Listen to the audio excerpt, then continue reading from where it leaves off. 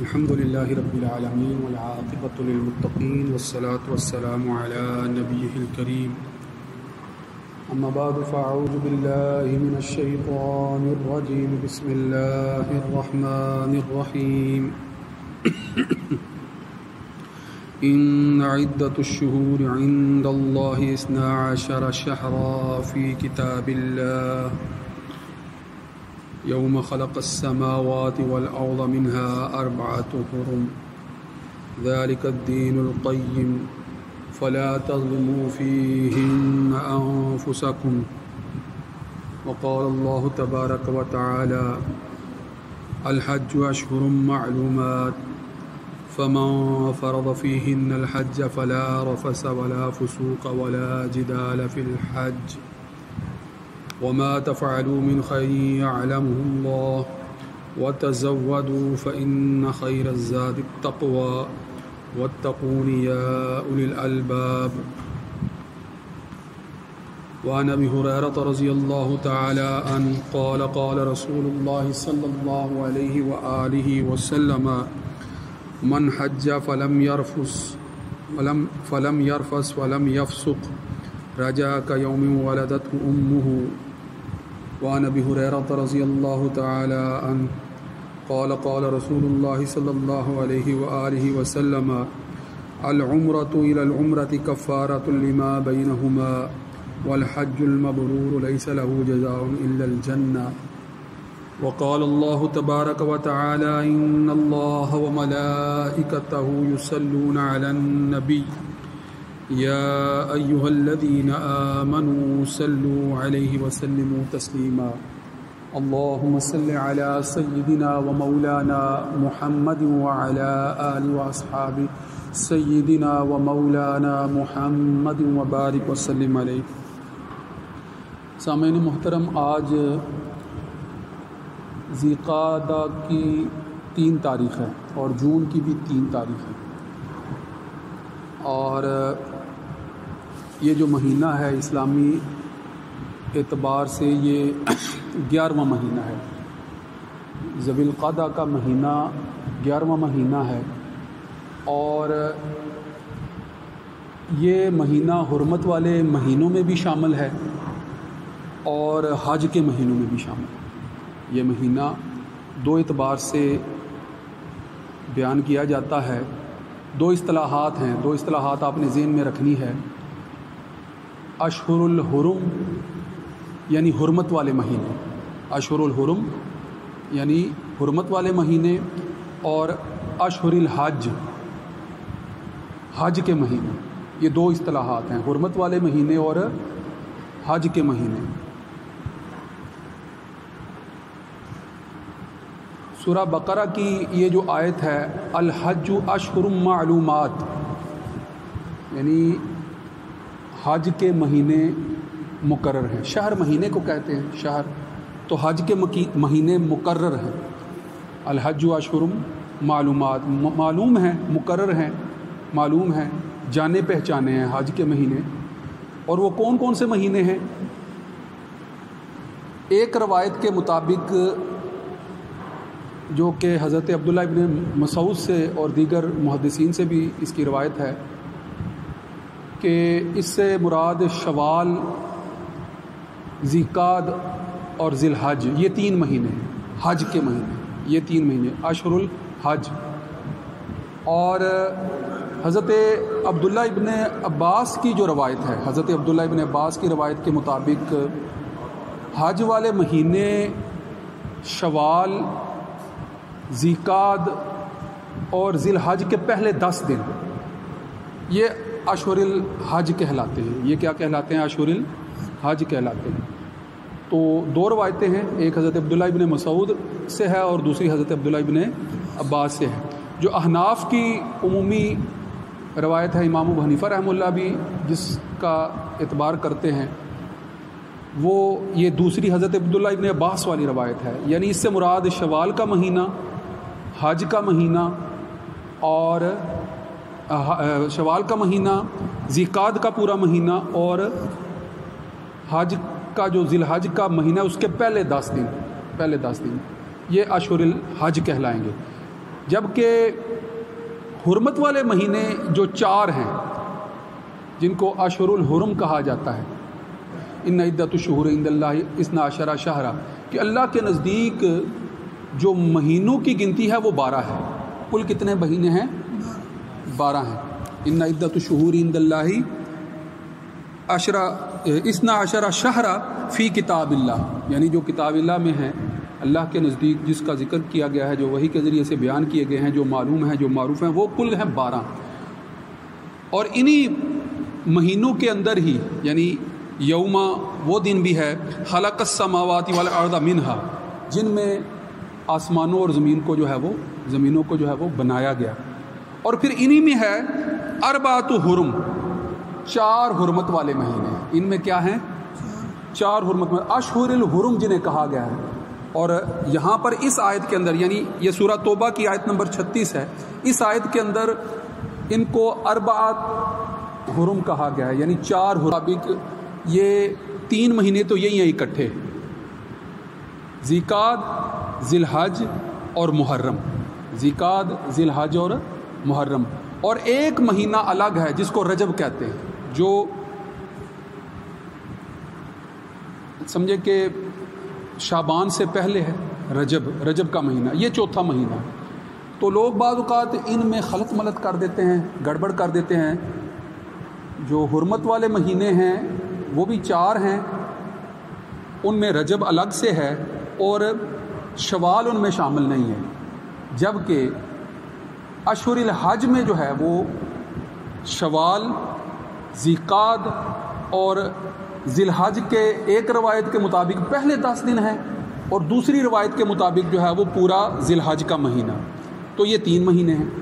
ایک تو یہ فرق آپ نے ذہن میں رکھنا ہے کہ روایات کے مطابق یہ حرمت والے مہینے الگ ہیں،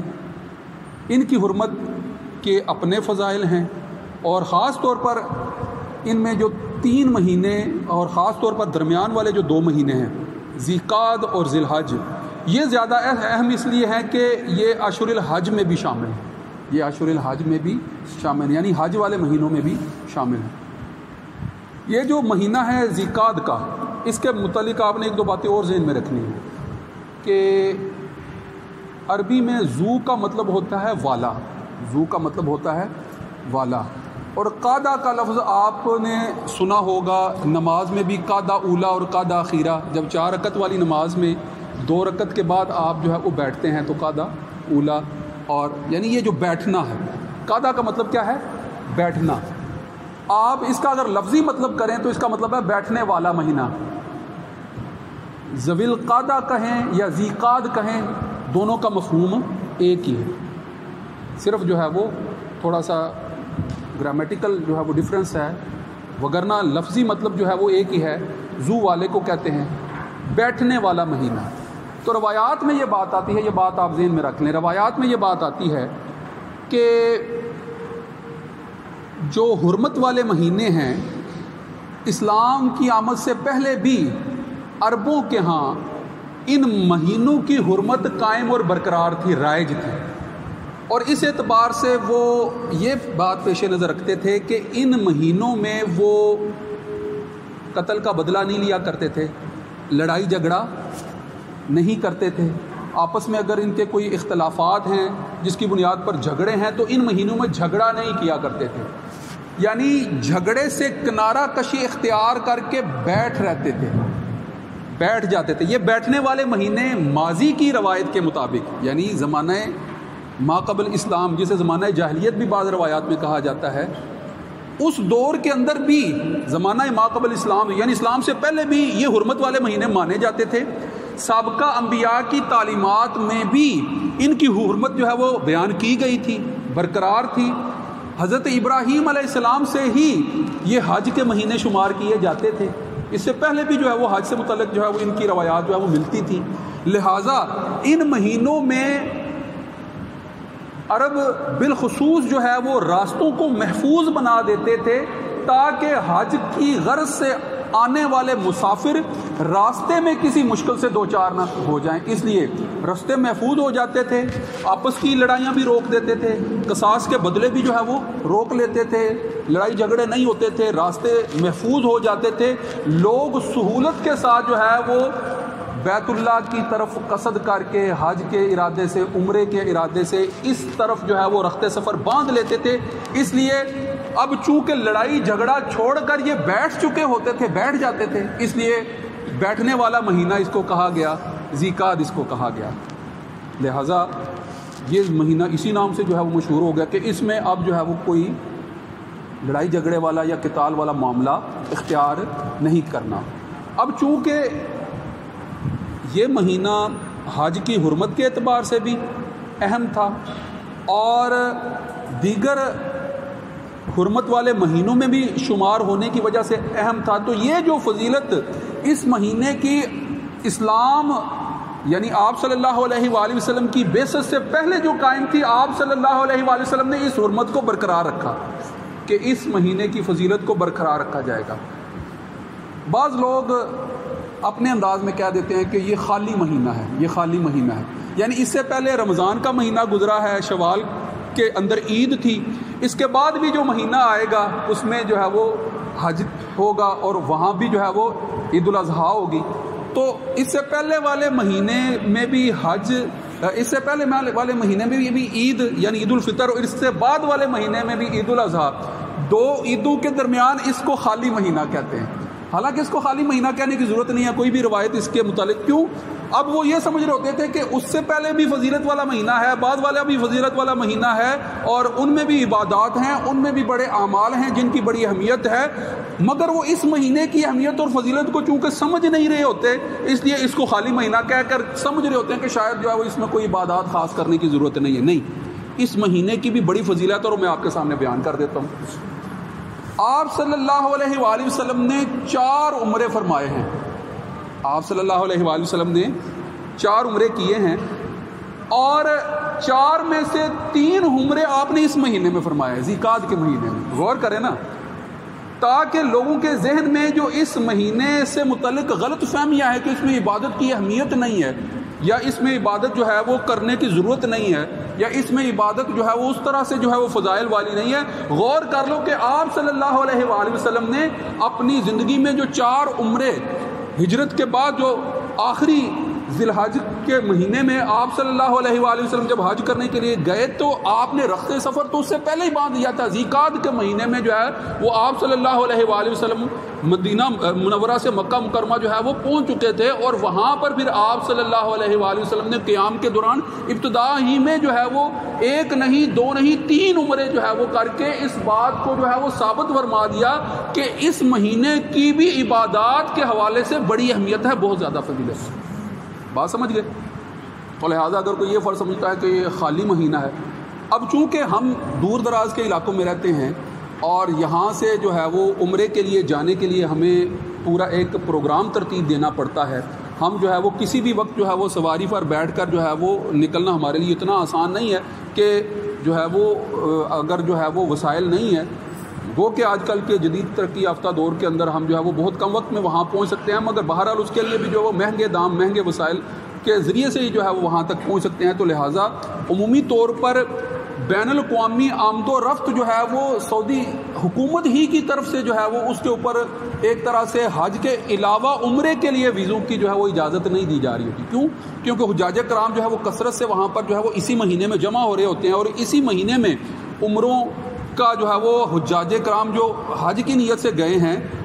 عمرے اسی مہینے میں کرنا وہ شروع کر دیتے ہیں، لہٰذا اب وہاں پر جو ہے وہ انتظامات کا پھیلاؤ اس قدر زیادہ ہوتا ہے کہ اس سے پہلے ہی 1 مہینہ پہلے ہی جو ہے وہ صرف عمرے کی غرض سے جانے والوں کو اجازت نہیں دی جاتی۔ وہ لوگ جو حج کی نیت کر چکے ہیں یا حج کے لیے جو ہے وہ وسائل جمع کر چکے ہیں یا درخواستیں جن کی منظور ہو چکی ہیں تو وہ 1 مہینہ پہلے ہی منظور، تو لہٰذا